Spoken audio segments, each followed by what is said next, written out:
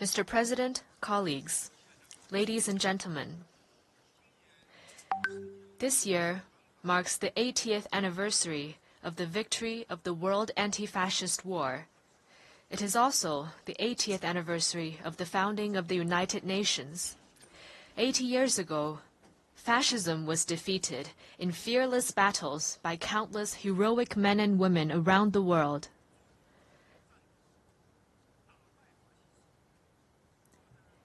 And the United Nations was created upon their ideal of a world free of war, marking the beginning of an extraordinary journey of building the post-war international order and pursuing peace and development.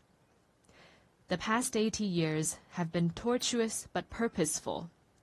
Today, the UN is the world's most universal, representative, and authoritative intergovernmental organization. With an international system centered around the UN and an international order based on international law, human society has realized overall peace and achieved unprecedented levels of development and prosperity. The past 80 years have witnessed tectonic changes in our world. Straddling 2 centuries, this period saw human society leapfrog from the age of electricity and computers into a digital intelligence era. While the world we live in has changed enormously, the ideal of making it a better place remains unchanged. Looking back, we can draw a number of valuable inspirations. First, peace and development are the strongest aspiration shared by the people of all countries. Having gone through 2 world wars, we must never forget the bitter lessons learned through bloodshed and loss of lives. For 80 years, a generally peaceful international environment has led to remarkable growth in the global economy.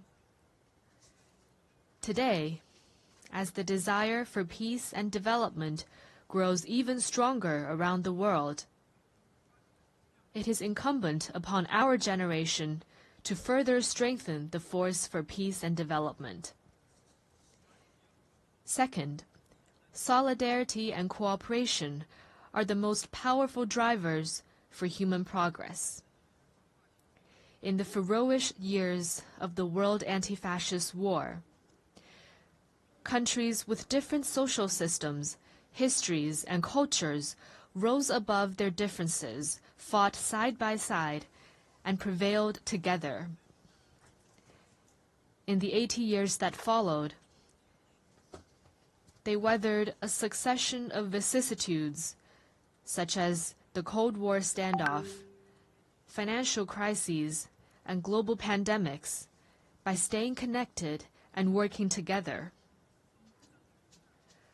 All this proves a simple yet powerful point. Solidarity lifts everyone up, while division drags all down. The road ahead might be hard and bumpy, but when all countries unite as one and collaborate in good faith, our strengths will converge into a mighty force with which we can withstand any headwind and cross any hurdle.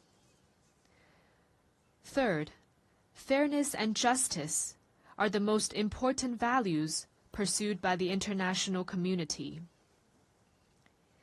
History keeps reminding us that when might dictates right, the world risks division and regression. Should the era of the law of the jungle return, and the weak be left as a prey to the strong, human society would face even more bloodshed and brutality.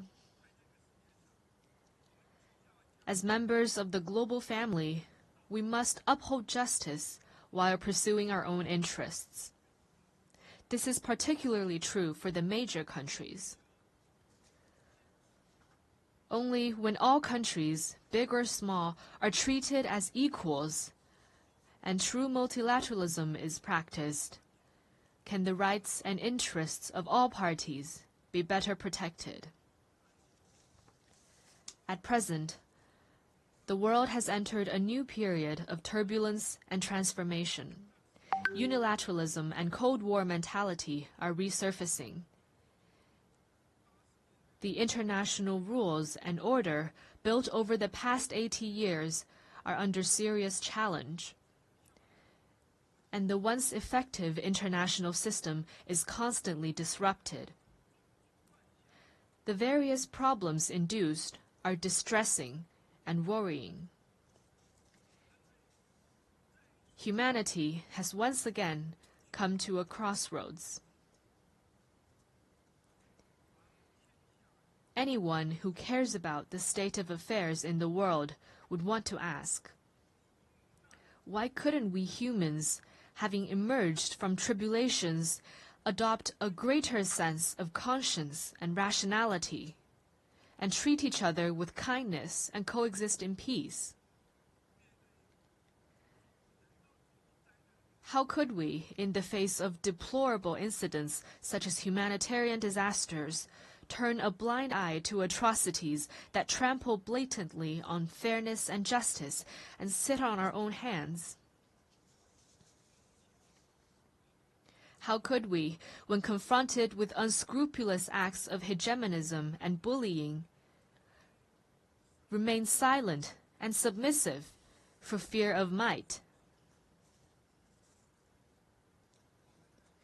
And how could we let the ardent passion and dedication of our forefathers in founding the UN simply fade into the pages of history?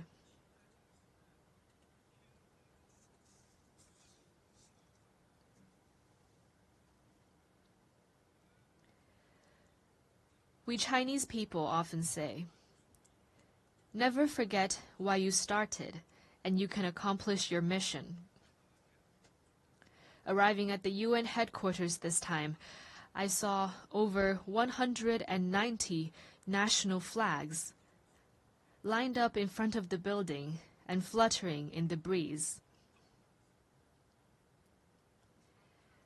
I saw the sculptures, "Let us beat swords into plowshares," and "Nonviolence," with their time-tested message ever so loud.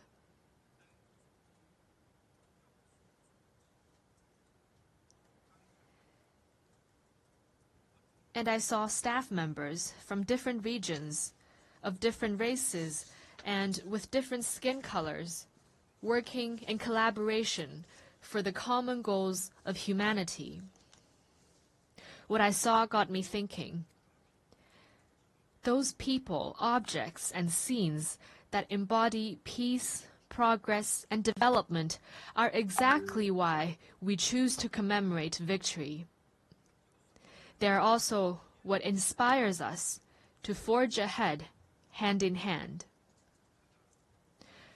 While we may not be able to go back in time and relive the victory, we can definitely create a better future together.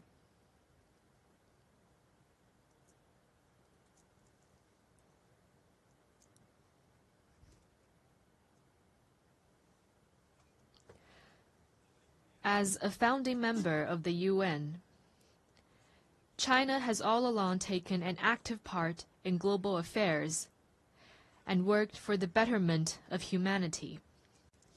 Over the years, President Xi Jinping has put forward the vision of building a community with a shared future for humanity, the Global Development Initiative, the Global Security Initiative, the Global Civilization Initiative, and the Global Governance Initiative, sharing China's wisdom and solution for navigating global transformations and overcoming pressing challenges. In particular, the Global Governance Initiative proposed at the Shanghai Cooperation Organization Tianjin Summit at the beginning of this month underscores the principles of adhering to sovereign equality, abiding by international rule of law, practicing multilateralism, advocating the people-centered approach, and focusing on taking real actions. It points the right direction and provides an important pathway for building a more just and equitable global governance system.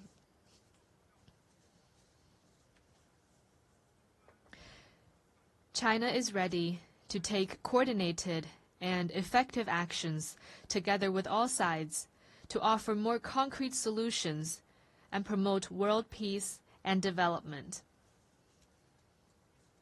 First, amid the volatility and turbulence in the world, we must work together for peace and shared security. All countries belong to the same global village and rely on each other for security.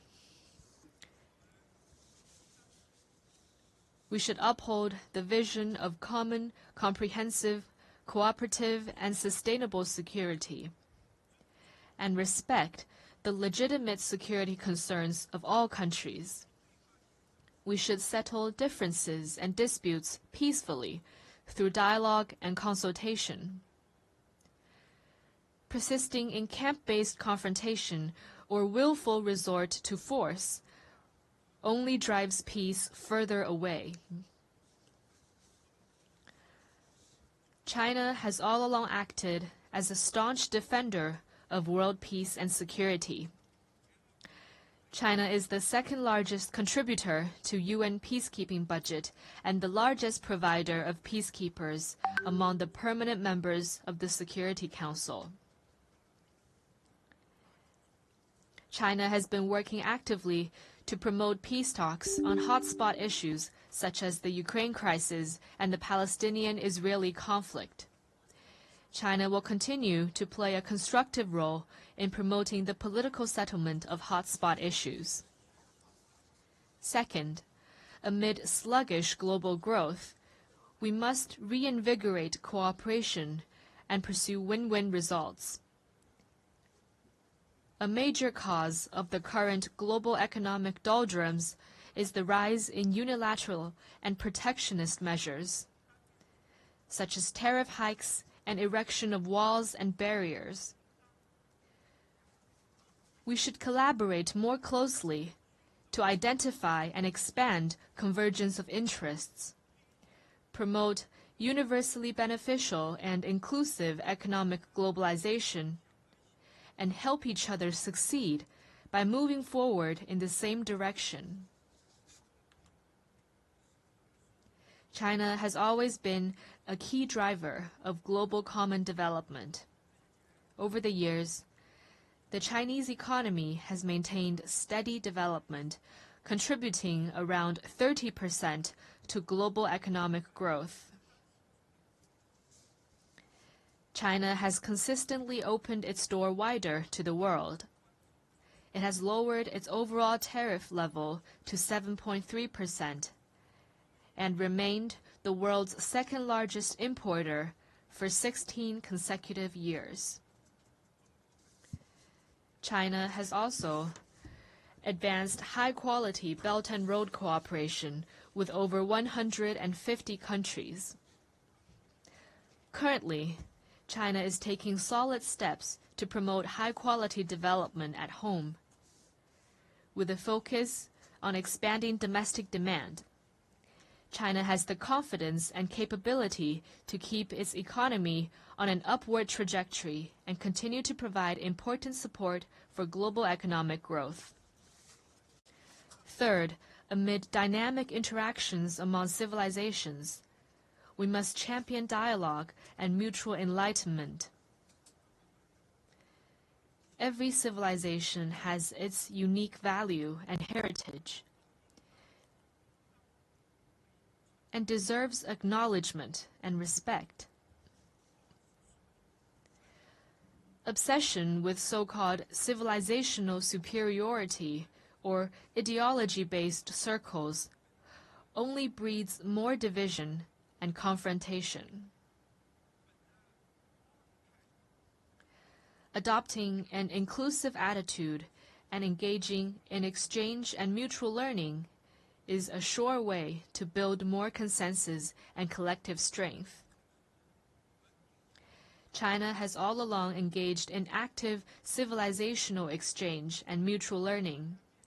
Over the next 5 years, China will carry out 50 development cooperation programs in the field of culture and civilization for fellow developing countries, and host 200 thematic training and seminar programs, contributing its part to inter-civilizational dialogue and the progress of civilizations. Fourth, amid emerging challenges, we must respond with concrete efforts and protect our shared home. Climate change is a major challenge confronting all of us. We should uphold the principle of common but differentiated responsibilities, promote the effective implementation of the Paris Agreement, and enhance international collaboration on the green economy. In recent years, technologies such as artificial intelligence, network communications, and biomanufacturing have advanced rapidly. Along with the benefits, they also bring potential risks. We should adhere to the principles of people-centered development, technology for good, and equitable benefits, improve relevant governance rules at a faster pace, and strengthen global governance cooperation, so that technological progress could bring real benefits to humanity in a better way.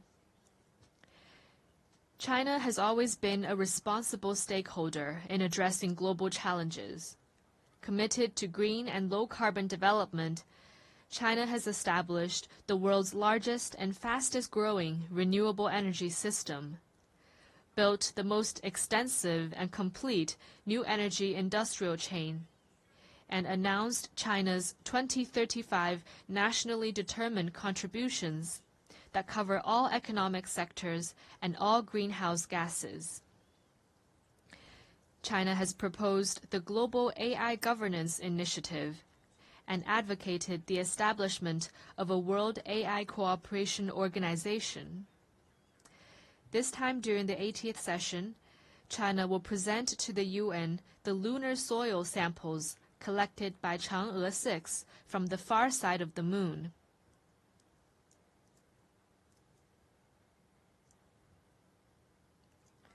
Going forward, China will take more proactive actions and work with all parties to advance global governance in relevant areas. Colleagues, China stands ready to work with all members to uphold the standing and authority of the UN, safeguard the purposes and principles of the UN Charter, support UN reforms to improve its efficiency and capacity to fulfill its mandate, and advocate greater representation and voice of developing countries. China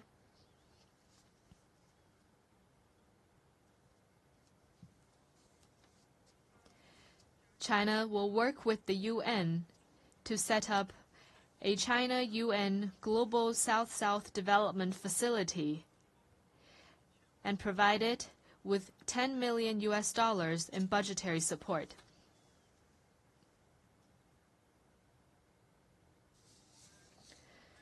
China will also partner with the United Nations Development Program to establish a global center for sustainable development in Shanghai to accelerate the implementation of the UN 2030 Agenda for Sustainable Development. The tide of history surges forward, and the Great Way remains smooth and steadfast. Going forward, China will continue doing its best to contribute to global peace and development. China hopes to work with the rest of the world to uphold the ideals of the UN, carry forward the spirit of multilateralism, actively implement the 4 major global initiatives, advance toward the lofty goal of building a community with a shared future for humanity, and make our world a more harmonious and beautiful place.